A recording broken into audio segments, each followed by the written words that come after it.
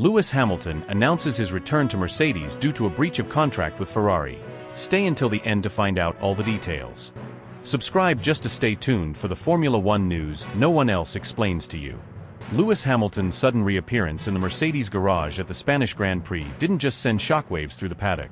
It detonated a seismic shift in the psychological landscape of Formula One. It wasn't merely a return, it was a resurrection, a defiant roar from a champion refusing to fade quietly.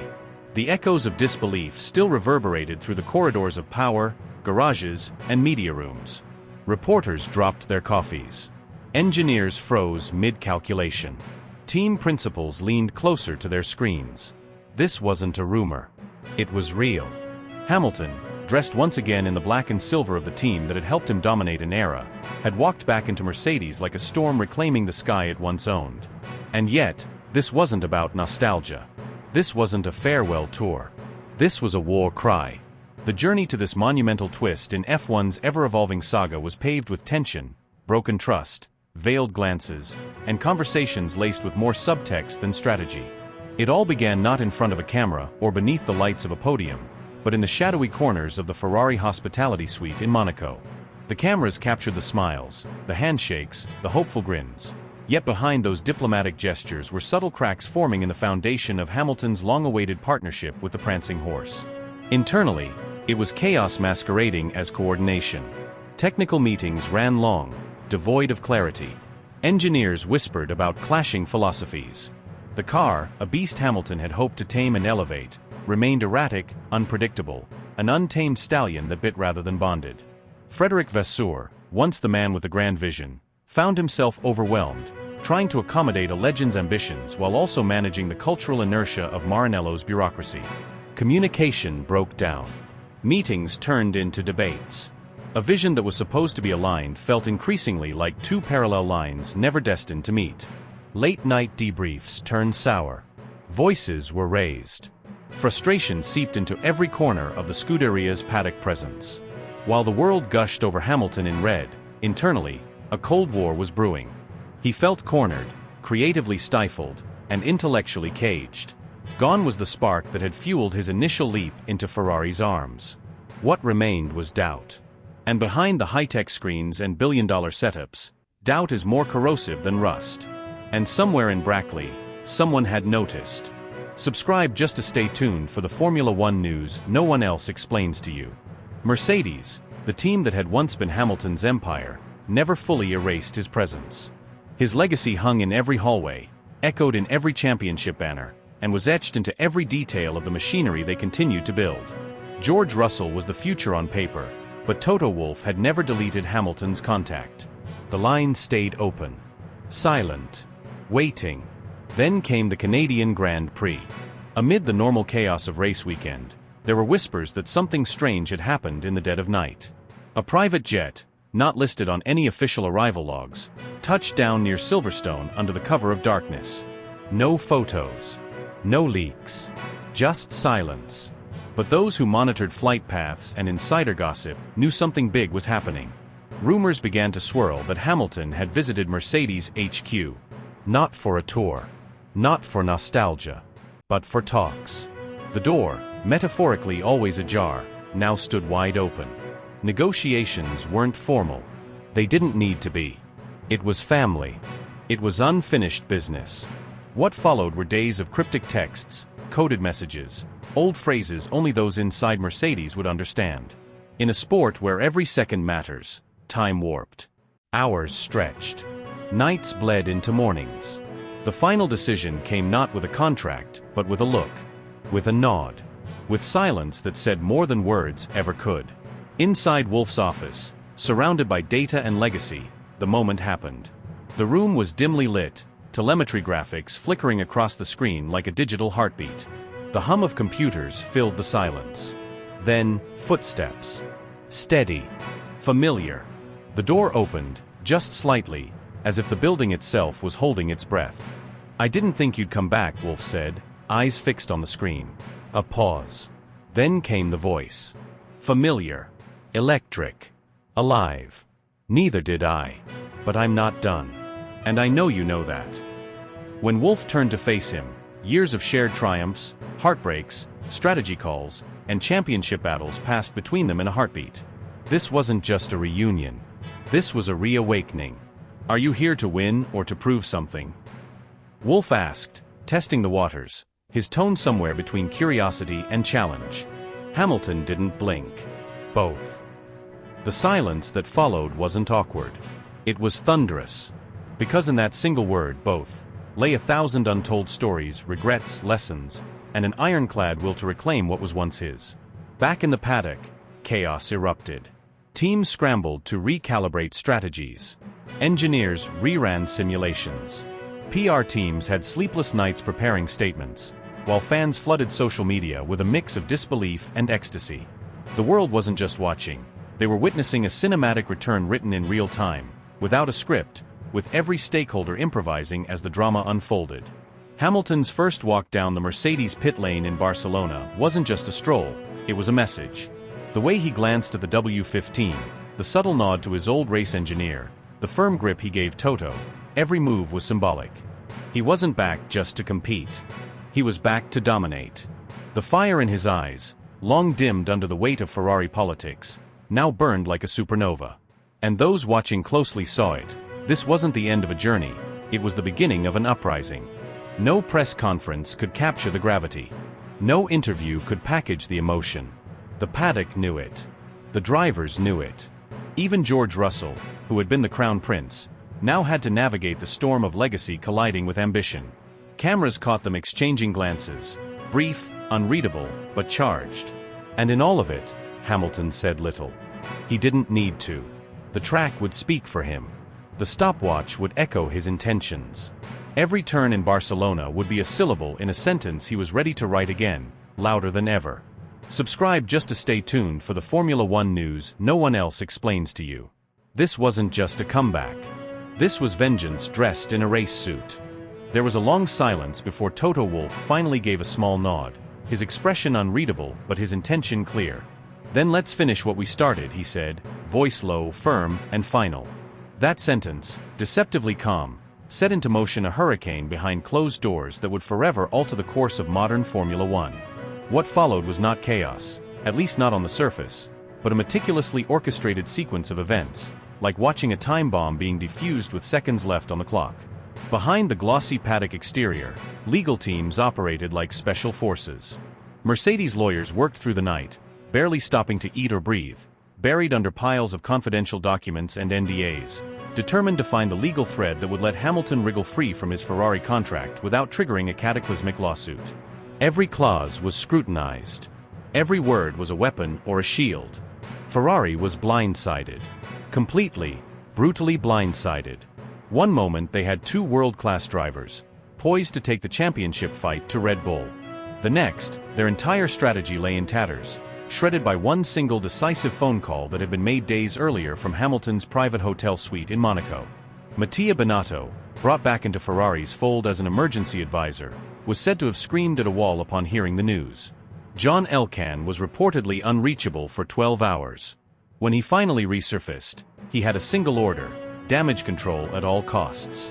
Meanwhile, Charles Leclerc was deep into his Thursday driver briefing when the engineers, visibly shaken and unsure of how to word it, finally told him the truth. He's what? Leclerc's voice sliced through the room like a whip, his pen clattering to the floor. His entire posture changed, shoulders back, jaw clenched, eyes darting around in disbelief. The engineer tried again. He's gone, Charles. Lewis is out. Effective immediately. He'll be in the Mercedes in Barcelona. For a full second, silence hung in the room. Then Leclerc stood up so fast his chair nearly tipped over, storming out without another word, leaving stunned engineers in his wake. He didn't go to his PR team. He didn't go to his physio. He went straight to the motorhome zone. He didn't care about cameras, didn't care about the image. He wanted answers. He wanted them now. He found Hamilton near the Mercedes hospitality unit, surrounded by unfamiliar faces again, as if he had already changed uniforms in his mind. The two locked eyes, and something unspoken passed between them, a mixture of history, frustration, betrayal, and cold reality. Leclerc didn't hold back. They stepped behind a structure for some semblance of privacy, but not far enough to shield them from sharp-eared journalists and long-lensed photographers. Leclerc's voice was the first to cut through the hum of paddock noise. "So that's it? After everything, you just walk away like none of this meant anything? Like the promises, the plans, the nights in Maranello talking about what we'd build, meant nothing?" Hamilton looked tired, worn out not by guilt but by the weight of inevitability. He didn't respond immediately, and when he did, his voice was calm, too calm, which made it worse. "It was never about you. Don't twist this into something it's not. You're not the problem, Charles. But you know as well as I do, this team isn't ready. Not the way they say they are." Leclerc's jaw flexed, his hands balled into fists at his side. "You didn't even give us a chance. You could have waited. We were so close. You were the one who said Ferrari was about legacy." Hamilton exhaled slowly, as if trying to release years of frustration in one breath. "Legacy doesn't mean dragging yourself through the mud to prove a point. I tried. You know I did. I waited. I believed. But belief only gets you so far when the machinery keeps failing and the leadership is chasing ghosts." Journalists nearby began whispering furiously into phones, recording voice notes, snapping photos when they could get a clean shot through the gaps in the crowd. The story was writing itself, and it was electric. Leclerc shook his head. "So you go back to Toto? After all that? You ran from him once.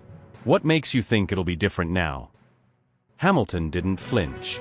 "Because he listened this time. He's willing to give me what I need, what we need, to win. I'm not here to fade out quietly, Charles. I'm not ready to be the guy who finishes fifth and smiles for the cameras.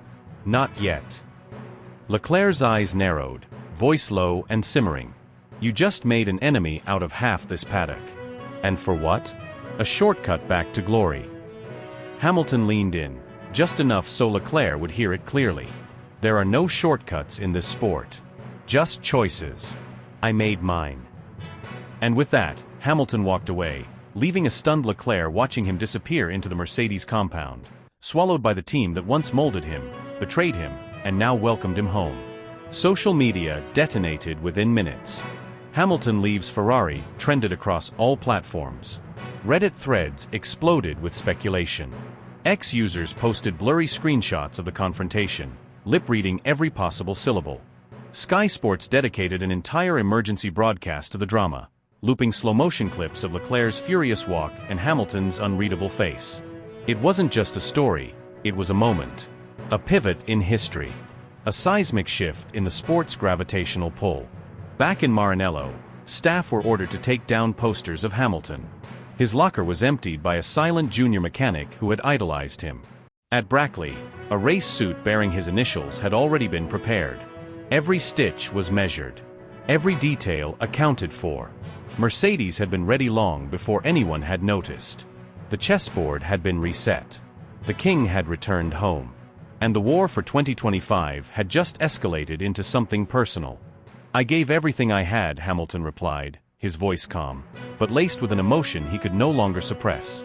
"But I can't waste what little time I have left waiting for things to come together." There was no attempt at reconciliation. No hand offered. No embrace shared. No understanding reached. Just a piercing silence that sliced through the moment like a razor's edge. Two legends of the sport, standing on opposite ends of an invisible battlefield, the air between them thick with all the words left unsaid. Then, without a word, they turned and walked away, Hamilton toward a new chapter that felt strangely familiar, and the other toward the smoldering remains of a team teetering on the edge of implosion. From the moment Hamilton set foot in Barcelona, the mood surrounding the Mercedes garage was electric, volatile, crackling, on the brink of combustion. He didn't arrive quietly. He didn't tiptoe in the shadows. He came back like a storm returning to sea, dressed head to toe in black AMG Petronas gear, sunglasses on, jaw set. The garage he once ruled as king seemed to inhale collectively, as if it had been holding its breath for years. Now, it exhaled. Familiar faces greeted him, not with cheers or fanfare, but with subtle, powerful gestures. A nod here. A pat on the back there. A smirk of disbelief from an old mechanic who never truly thought he'd see number 44 under their roof again. There were no fireworks. No speeches. Just the roar of the cameras, the whisper of goosebumps, and the unshakable feeling that something monumental was beginning to unfold right in front of the world's eyes. When the media finally got its moment, Hamilton didn't give them much. But what he gave was enough to send the internet into meltdown. "I know people have questions," he said with a faint smile, the kind that tells you he knows exactly what he's doing. "But right now, I'm just focused on doing what I love. And I'm doing it where I belong."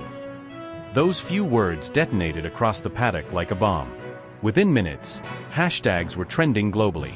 Fan accounts on both sides of the Mercedes-Ferrari divide erupted with fury, elation, confusion. Was this a masterstroke or the ultimate act of betrayal? Some hailed him as the prodigal son returning home. Others called it abandonment. But everyone, absolutely everyone, agreed on one thing: this was no ordinary comeback. This was Hamilton rewriting his legacy in real time. Even rival teams couldn't hide their shock. Christian Horner was caught on camera on the Red Bull pit wall, his arms crossed, lips pressed together, muttering under his breath, "Well, that changes everything." And he wasn't wrong. The tectonic plates of Formula One had just shifted. George Russell, Mercedes' golden boy in recent years, was blindsided. Word is he was only informed hours before the announcement became public. He showed up to interviews composed, polished, rehearsed. But the tension in his jaw told another story. When asked if Hamilton's return felt like a threat, he answered with the poise of a diplomat. "I've always said I welcome competition," he replied. "But I won't pretend this isn't a massive twist." Behind the scenes, the team was scrambling to recalibrate. Old alliances resurfaced. New ones cracked. Hamilton didn't ask for special treatment. He didn't have to. His very presence reshuffled the deck. Engineers who once built miracles for him leaned in closer. Strategists revisited notes from 2020. Even Toto Wolff, visibly energized in the paddock, seemed like a man reborn. He was spotted walking alongside Hamilton, the two sharing quiet, intense conversations that said more in silence than most press releases ever could. Come Saturday, Hamilton was no longer adjusting. He was locked in. Focused. Dialed into the W15 with the kind of intimacy that only a few drivers ever achieve with their machines. The car wasn't perfect, far from it, but it responded to him like it remembered his touch. It was a dance, a reawakening. The telemetry told the story, sector by sector, corner by corner. He was carving milliseconds out of the lap like a surgeon. When he crossed the line and landed P2, the garage erupted, not wildly, but with the simmering explosive energy of a team that suddenly believed again. Social media couldn't keep up. The clips went viral instantly. Hamilton stepping out of the cockpit, removing his helmet, nodding toward the crowd with that familiar mix of swagger and serenity. Fans chanted his name. Some booed. But everyone watched. Everyone talked. Because Lewis Hamilton wasn't just back, he was dangerous again. Every analyst, every former driver on the broadcast, couldn't contain their excitement. "He's not here to play games," said Jenson Button. "He's here to remind everyone who he is." Ferrari, meanwhile, looked like a team caught in headlights. Their communications team issued a cold, clipped statement wishing Hamilton the best, and reiterating their commitment to the future. But internally, morale was reportedly shaken. Carlos Sainz, who had fought tooth and nail for every podium, looked deflated. Frédéric Vasseur dodged questions with vague phrases like strategic reassessment and ongoing development focus. But the writing was on the wall. Ferrari had lost more than a driver, they had lost a symbol. Sunday loomed with the promise of chaos. Fans around the world marked their calendars not just for the Grand Prix, but for what might become one of the most defining races of the modern era. The script had flipped. The arc of redemption, betrayal, legacy, and revenge was playing out in real time, and Lewis Hamilton was at the center of it all. Not as a fading champion clinging to the past, but as a living legend who just might have rewritten his future in the most dramatic way possible. And as he stood on the grid, eyes closed for a moment before the lights went out, no one could deny it anymore. Formula One wasn't ready for this. Not for the man who left to find peace and returned with fire. Not for the silence that carried more weight than words. Not for Lewis Hamilton, reborn, relentless, and roaring back into the fight. The air that Sunday was thick with tension, anticipation, and a barely contained storm of emotion. Every grandstand hummed with expectation as the 5 red lights ignited, the final flickers of calm before the chaos. Then, lights out. The roar that followed wasn't just from the engines. It erupted from thousands of throats as Lewis Hamilton, the 7-time world champion, launched his silver arrow off the grid with the fury of a man not chasing glory, but reclaiming it. This wasn't just another race start. This was a declaration. A shot fired directly into the narrative that had tried to write him off. Hamilton's reflexes were electric, his instincts sharper than ever. In that split second, he sliced between threats like a seasoned swordsman. Verstappen loomed large, defending his line with the ruthlessness of a reigning king. But Lewis was relentless. They went side by side, millimeters apart, dancing on the knife's edge between genius and catastrophe. Sparks flew, literally and metaphorically, as they clashed into turn 3, neither giving an inch. Verstappen edged ahead, but only just. As if that wasn't enough, Norris dove in from behind with the tenacity of a driver eager to rewrite history of his own. Leclerc, refusing to be a passenger in this storm, muscled his Ferrari into the frame, and for a fleeting moment, all 4 cars occupied the same piece of track in a breath-stealing display of high-speed brinkmanship. Contact was inevitable. Paint exchanged. But Hamilton held his line, elbows out, jaw clenched, defiant as ever. The radio was a war zone. Box, box, box. Bono's voice crackled, sharp and urgent. No. Leave me out, I can go 2 more laps. Lewis barked back, the command in his tone unmistakable. Copy that, Lewis. We trust your feel. And with that, Mercedes backed their warrior. Trust, built over years, strained by time, now reforged in the fire of battle.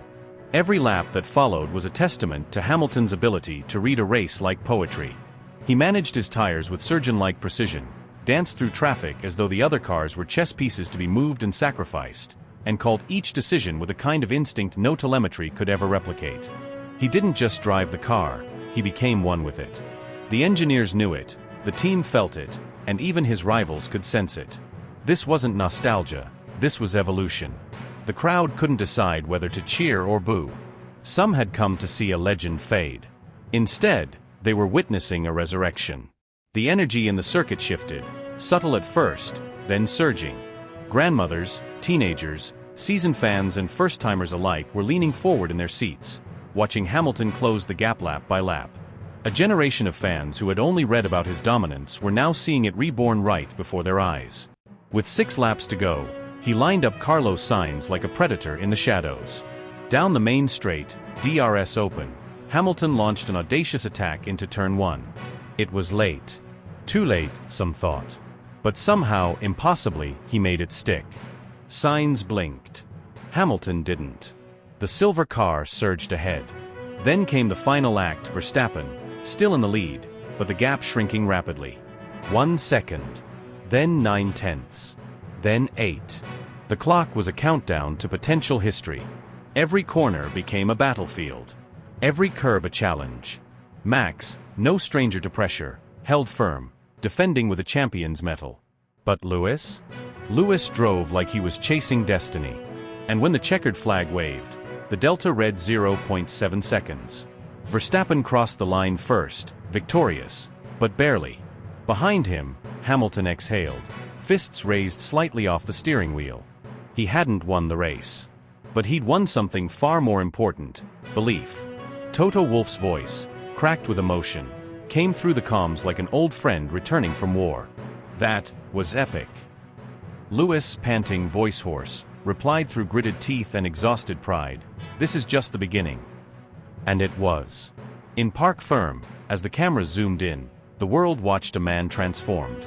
Helmet off, curls soaked in sweat, his eyes told a story far deeper than victory or defeat. There was no smugness, only fire.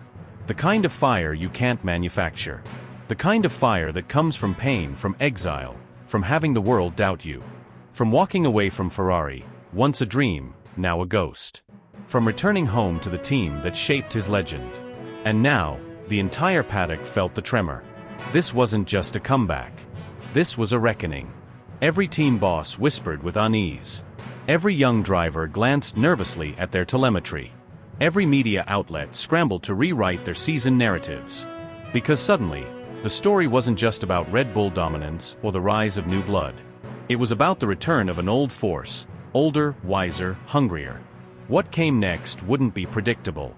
Every qualifying session would carry new weight. Every strategic call would matter more than ever. The Hamilton-Verstappen rivalry, once the stuff of modern F1 legend, was no longer a memory. It was real, it was alive, and it was heading toward another collision course. And in the center of it all stood Lewis. Not chasing legacies. Not clinging to the past.